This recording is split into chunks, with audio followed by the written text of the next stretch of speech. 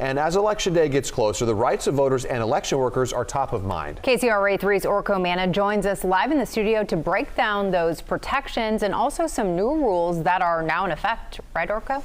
Well, Andrea, with just over 1 month until the election, campaigns are busy knocking on doors to talk with voters, but those voters have rights when it comes to what can be asked of them at home and at voting sites. And new legislation is giving more protection to election officials and poll workers.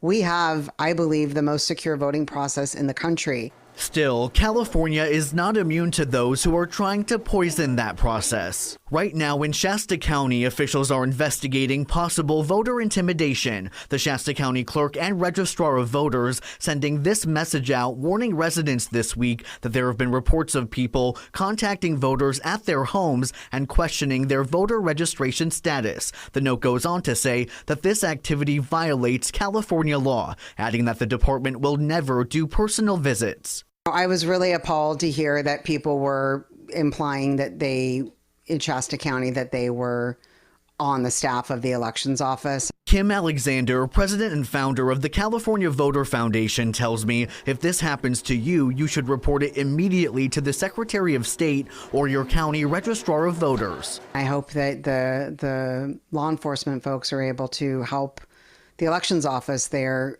crack down on this kind of behavior, because it is not acceptable and it should not be tolerated. Also against the rules, influencing voters at the polls to choose a specific candidate or ballot measure, also known as electioneering. You cannot conduct any kind of electioneering or campaigning within 100 feet of a voting site. Here's what's not allowed: wearing campaign clothing, buttons and stickers, holding campaign signs, banners and literature, projecting sounds referring to a candidate or issue, and circulating petitions or soliciting signatures. Alexander says the consequences for breaking those rules are severe. If you violate the electioneering laws in a willful way that's interfering with people's right to vote, that can be a federal offense. That can be a felony. At voting sites, poll workers also have new protections under Senate Bill 1131, which was just signed into law Monday by Governor Newsom. There was a longstanding law that required counties to publicly post the names of poll workers at voting sites and on their websites, and that is no longer allowed under California law.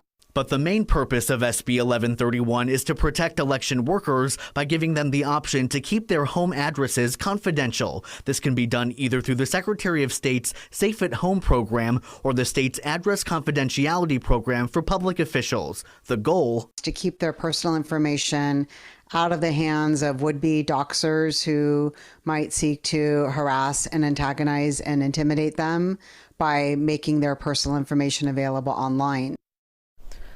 SB 1131 includes an urgency clause, so it goes into effect immediately. That means those protections for California election officials and poll workers are in place for the November election. Back to you.